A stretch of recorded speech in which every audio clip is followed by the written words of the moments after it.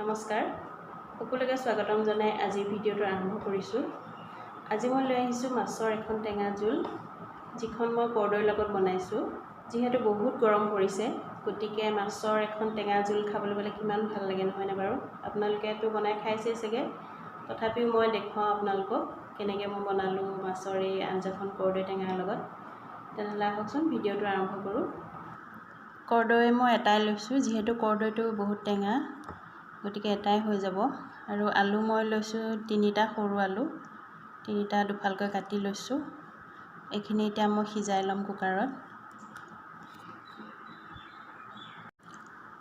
এতিয়া কুকাৰত অলপ পানী দি পেলাই এইখিনি আলুখিনি আৰু কৰ্দৈটোৱে সিজাই ল'ম।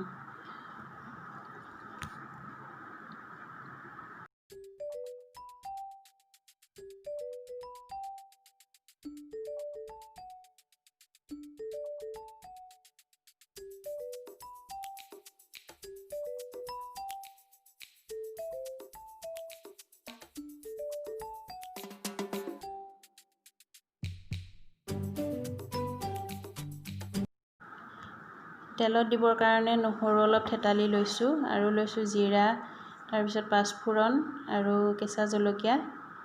এই গোটেইখিনি তেলত দিম।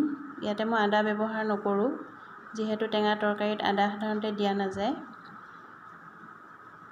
এতিয়া কেৰাহী গৰম হৈছে, ইয়াতে মই তেল দিম। এইখিনি মাছ ভজা তেল আছিলে, সেইখিনিকে মই ব্যৱহাৰ কৰিছোঁ।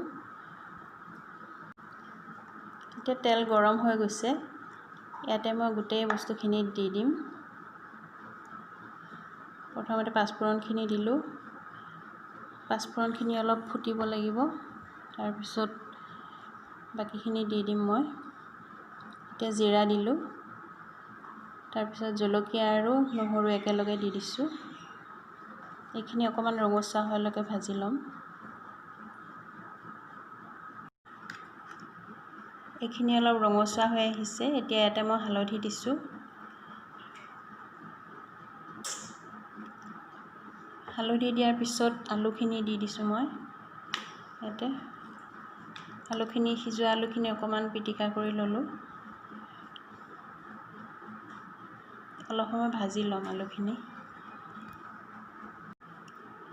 এতিয়া সিজাই লোৱা কৰ্দৈটোৰ পৰা মই গুটিকেইটা গুচাই ল'ম, আৰু মাজত বগা অলপ থাকে শিহৰিৰ নিচিনা, এইখিনিও মই পেলাই দিম। এতিয়া গুটিখিনি মই আঁতৰাই ল'লোঁ কৰ্দৈৰ পৰা। এতিয়া এইখিনি অলপ কাটি ল'ম চামুচেদি, অলপ পিচ পিচ কৰি।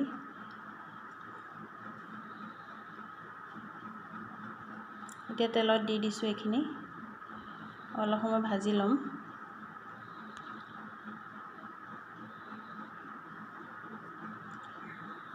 যিহেতু সিজাই লোৱা হৈ আছে, বেছি সময় ভাজিব নালাগে। এতিয়া অলপ ৰঙা জলকীয়া গুড়ি দি দিছোঁ।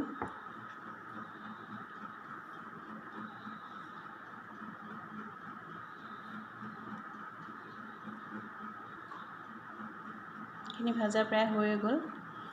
এতিয়া আমি পানী দিব পৰা অৱস্থাত আহিছে। এতিয়া যিখিনি পানী কুকাৰত আছিলে, এইখিনি সিজাই লোৱা পানীখিনি এইখিনি দি দিছোঁ।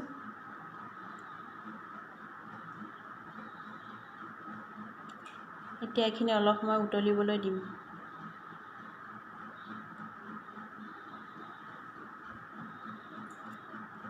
আৰু এতিয়া অলপ নিমখ দি দিছোঁ কম পৰিমাণে, কাৰণ এইখিনি সিজাওঁতে আমি নিমখ দিছিলোঁ অলপ।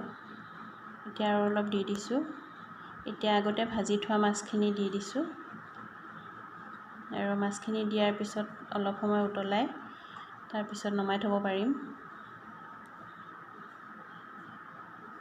এয়া প্ৰায় হৈ আহিলে আমাৰ কৰ্দৈ টেঙা আৰু মাছৰ জোল।